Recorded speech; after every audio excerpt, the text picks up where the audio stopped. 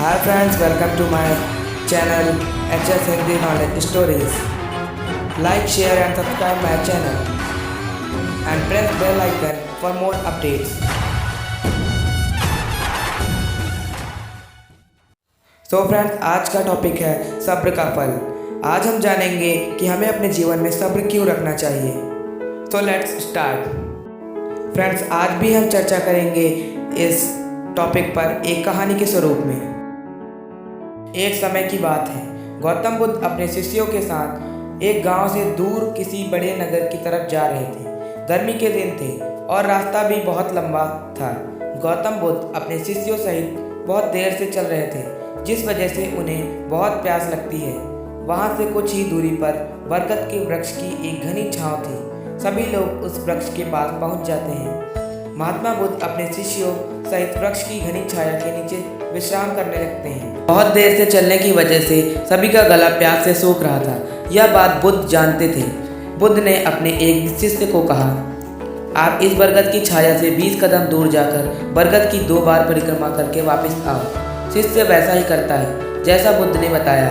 परिक्रमा के बाद जब शिष्य महात्मा बुद्ध के पास आया तो बुद्ध बोले कि क्या आपको किसी ठंडी हवा का अनुभव हुआ था?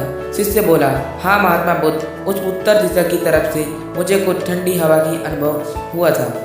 शिष्य की यह बात सुन महात्मा बुद्ध शिष्य से तुरंत बोले कि उसी दिशा में चले जाओ, जरूर वहाँ से कुछ ही दूर पर एक तालाब अवश्य मिलेगा। उस तालाब से सबके लिए पानी ले आओ। शिष्य उसी दिशा में जब कुछ दूर जाता है तो वहाँ सच में एक तालाब होता है। तालाब देख शिष्य बहुत प्रसन्न होता है और तालाब के निकट जाकर जैसे ही तालाब से पानी भरने वाला होता है, तभी शिष्य की नज़र वहाँ दूर तालाब में कपड़े धो रही कुछ स्त्रियों पर जाती है।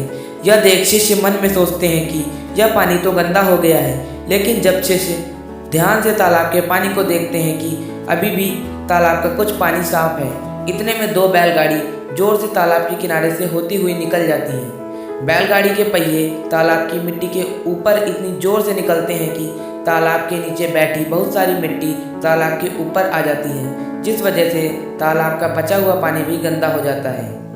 यह देख शिष्य बिना पानी के लिए क्रोध में महात्मा बुद्ध के पास वापस चला जाता है। शिष्य बड़े ही निराशा भाव से महात्मा बुद्ध को सब बात बताता है। शिष्य की बातें सुन सभी शिष्य बोलते हैं कि हमें तुरंत यहाँ से निकलना चाहिए, किसी दूसरी जगह पानी की खोज करनी चाहिए, वरना प्यास के मारे जान निकल जाएगी।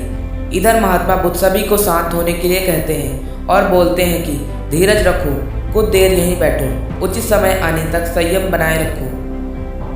सभी महात्मा बुद्ध की बात सुनकर शांत हो जाते हैं और वहीं बैठ जाते हैं। कुछ समय बीत जाने के बाद महात्मा बुद्ध फिर से अपने शिष्य को उसी तालाब से पानी लाने के लिए कहते हैं। शिष्य बिना कोई सवाल किए उसी तालाब से पानी लेने के लिए फिर से चला जाता है।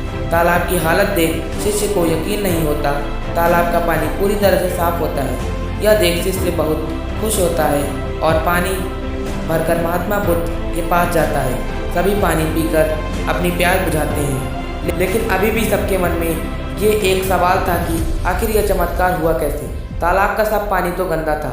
उन्हें लगा कि जरूर ये बुद्ध की शक्ति है। इनमें एक शिष्य ने यह सवाल महात्मा बुद्ध से पूछ ही लिया कि यह चमत्कार आपने कैसे किया। शिष्य को जवाब देते हुए महात्मा बुद्ध बोले कि यह कोई चमत्कार नहीं, यह आपके सब्र का फल है। यह फल है आपके सब्र बनाए रखते हुए उचित समय के इंतजार का। जितनी देर हम सब लोगों ने सब्र किया, उतनी देर तक तालाब के पानी के ऊपर तैर रहे सभी गंदे तत्व और मिट्टी तालाब के पानी के नीचे बैठ रहे थे। फिर कुछ देर बाद शिष्य जब वहाँ तालाब के पास पहुँचा तक सभी दूषित कर नीचे बैठ चुके थे, जिस वजह से तालाब का पानी पहले की तरह साफ हो चुका था तथा तालाब साफ दिखाई दे रहा था। यदि उस समय आप लोगों ने सब्र न किया होता, धैर्य न रखा होता, तो आप सब इतनी गर्मी में पानी की खोज में प्यासे रहकर शायद अब तक मृत्यु को प्राप्त हो गए होते, क्योंकि यहाँ से अगला कोई तालाब है या नहीं, और होगा भी तो क्या उसका पानी साफ होगा या नहीं। इन सब कारणों से आप कभी प्यास न बुझा पाते और प्यास से मर जाते। फिर इतना बोलने के बाद महात्मा बुद्ध शिष्यों को एक सीख देते हुए कहते हैं कि जैसे स्थिति हम लोगों के समक्ष आज आई है, वैसे ही स्थिति और मुश्किल दौर जिंदगी के हर मोड़ पर आएंगे। तब उस समय भी आपको ऐसे ही संयम बनाए रखना होगा और अपने विवेक से काम लेते हुए ही आपको एक उचित फैसले के साथ सही नतीजे पर पहुंचना होगा। हर मुश्किल दौर में सब्र रखते हुए ऐसे ही शांत मन से ही कोई फैसला लेना चाहिए जिसका आपके और दूसरों के लिए अच्छा हो। कि ऐसी स्थितियों में लोग अक्सर गुस्से में आकर अपना सब्र खो देते हैं और गुस्से तथा जल्दबाजी में काम और फैसला कर बैठते हैं, जिसका बुरा परिणाम उनको भविष्य में देखने को मिलता है, जिसमें खुद का नुकसान अधिक होता है। कुछ परिस्थितियां जीवन में ऐसी होती हैं जहां हमें सब्र बनाए रखते हुए उचित समय का इंतज़ार करना होता है, लेकिन लोग अक्सर यहीं पर अपना सब्र खो देते हैं और उचित समय आने का इंतज़ार नहीं करते, जिस वजह से उनको आगे चलकर दुख और मुश्किलों का सामना करना पड़ता है। हमारे द्वारा लिया गया आज का फैसला हमारे आने वाले कल की खुशी और दुख को निश्चित करता है। सही समय का इंतज़ार से हमें अपने जीवन में बहुत कुछ सीखने को मिलता है। हमें अपने जीवन की उन अनमोल बातों और ज्ञान का बोध होता है जो हमें हमारे जीवन में बहुत काम आती है। इंतज़ार और धैर्य इंसान के मन में एक सकारात्मक ऊर्जा का संचार करती है, जो मन में बनने वाली नकारात्मक ऊर्जा को खत्म कर इंसान को सही राह की तरफ अग्रसर करती है। सो फ्रेंड्स, अब आप समझ ही गए होंगे सब्र का फल कैसा होता है।